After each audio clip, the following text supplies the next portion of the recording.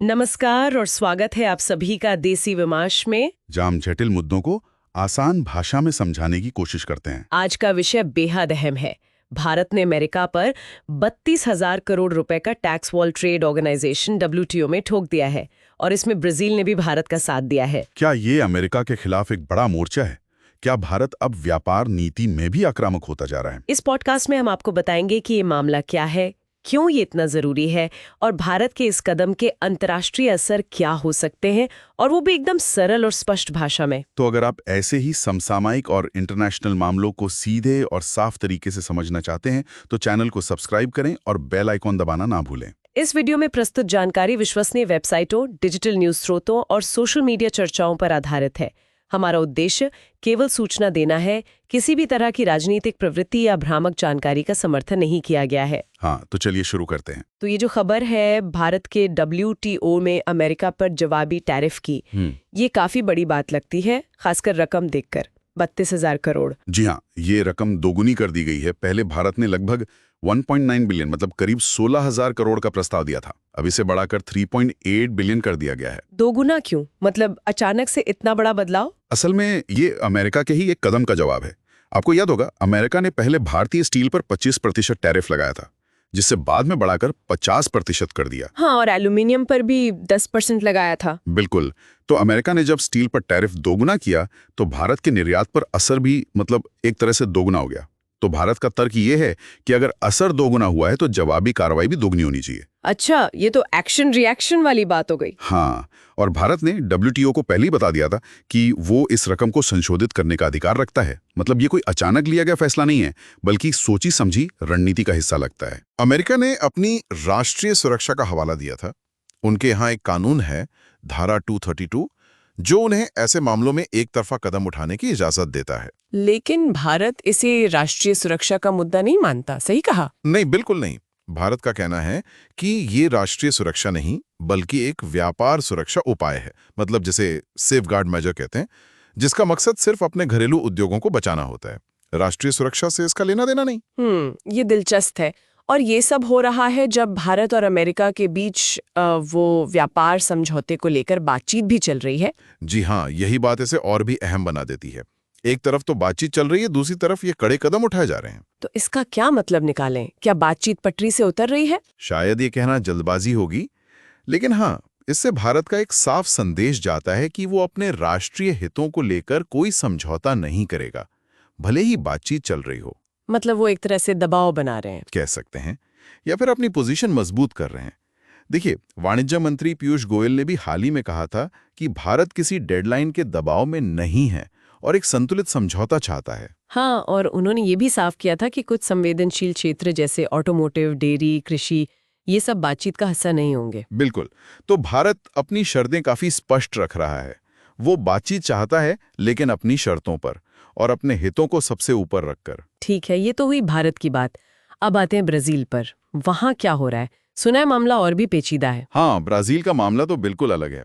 America ने वहां किसी एक दो आइटम पर नहीं, बल्कि ब्राजील से आने वाले सभी आयातों पर टैरिफ 10% से सीधे 50% कर दिया है। सभी पर? 10 से 50%।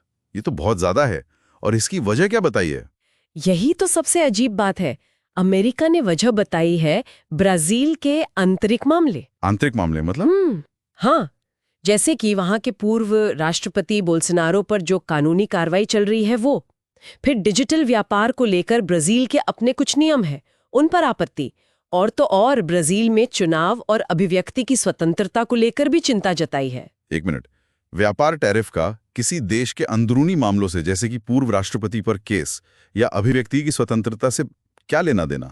ये तो बिल्कुल ही मतलब समझ से बाहर है। बिल्कुल, यही बात सबको चौंका रही है। और मजे की बात यह है कि अमेरिका का ब्राजील के साथ व्यापार घाटा नहीं है, बल्कि ट्रेड सरप्लस है। मतलब अमेरिका ब्राजील को बेचता ज्यादा है, खरीदता कम है। करीब 7.5 बिलियन का सरप्लस है। तो फिर ये टैरिफ का आर्थिक लॉजिक तो बनता ही नहीं। जाहिर है बनता है। इसीलिए लग रहा है कि ये टैरिफ असल में आर्थिक नहीं बल्कि एक राजनीतिक हथियार की तरह इस्तेमाल किए जा रहे हैं, शायद ब्राजील पर किसी तरह का दबाव बनाने के लिए। जाहिर है ब्राजील ने इस पर कड़ी प्रतिक्रिया दी होगी। हाँ बिल्कुल, ब्राजील ने भी तुरंत जवाबी कार्रवाई करने की घोषणा की है। उन्होंने अमेरिकी राजनयिकों को तलब किया और साफ साफ चेतावनी दी कि अमेरिका उनके अंदरूनी न्यायिक मामलों में दखलंदाजी ना करे। और इसका असर वहां की अर्थव्यवस्था पर भी पड़ा होगा। जी, इस घोषणा के बाद ब्राजील की करेंसी और स्टॉक मार्केट दोनों में गिरावट देखने को मिली, तो तनाव काफी बढ़ गया है। तो अगर हम इस पूरी तस्वीर को देखें, भारत का जवाबी टैरिफ, ब्राजील पर अमेरिका का अप्रत्याशित कदम, तो इससे क्या बड़े निष्कर्ष निकलते हैं? क्या पैटर्न दिख रहा है? देखिए, मेरे हिसाब से 3-4 मुख्य बातें उभर कर आ रही हैं।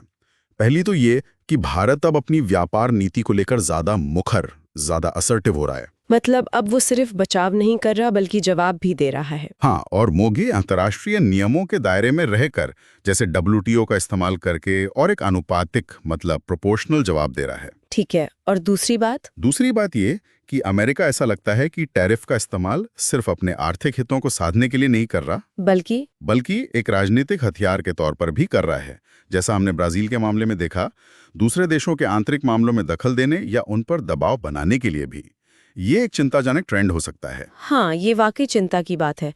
और तीसरा पॉइंट ये है कि भारत और ब्राजील जैसी जो बड़ी उभरती हुई अर्थव्यवस्थाएं हैं, वो अब शायद ऐसे एक तरफा कदमों का मिलकर विरोध करने लगी हैं। ये जो समन्वय दिख रहा है, ये महत्वपूर्ण है। क्या ये किसी नए गुट या अलायंस की तरफ इशारा है? कहना मुश्किल है, पर हाँ, ये जरूर दिखाता है कि ये देश अब चुपचाप सब कुछ सहने को तैयार नहीं है और अपने हितों के लिए मिलकर आवाज उठा सकते हैं। तो अंत में एक सवाल मन में आता है, क्या भारत और ब्राजील जैसे देशों का ये जो मिलाजुला प्रतिरोध है, ये वैश्विक व्यापार की जो नियम कायदे हैं, उनको प्रभावित कर सकता है? क्या ये जो बड़ी शक्तियां कभी-कभी एक तरफा फैसले ले लेती हैं, उस प्रवृत्ति पर कुछ लगाम लगा पाएगा? ये बहुत बड़ा सवाल है और इसका जवाब तो खैर वक्त ही देगा। लेकिन हाँ, ये घटनाक्रम निश्चित रूप से वैश्विक व्यापार की राजनीति में एक नया मोड़ ला सकता है। इस पर नजर बनाए रखनी होगी। तो दोस्तों, ये था आज का पॉडकास्ट। उम्मीद है कि आपने भारत और WTO में हो रही इस बड़ी हलचल को अब बेहतर तरीके से समझा होगा। अगर आपको हमारे ये प्रयास अच्छा लगा हो तो लाइक करें, शेयर करें और देसी विमर्श को सब्सक्राइब करना बिल्कुल न भूलें। ऐसी ही सरल भाषा में समझाए गए समसामयिक विषयों के लिए आप हमारे पिछले एपिसोड्स भी जरूर देखें। अंत में बस यही कहेंगे, सवाल पूछिए, सोचिए और समझदारी से जुड़िए देसी विमर्श के साथ। मिलते हैं अगले एपिसोड में, तब तक के लिए नमस्कार।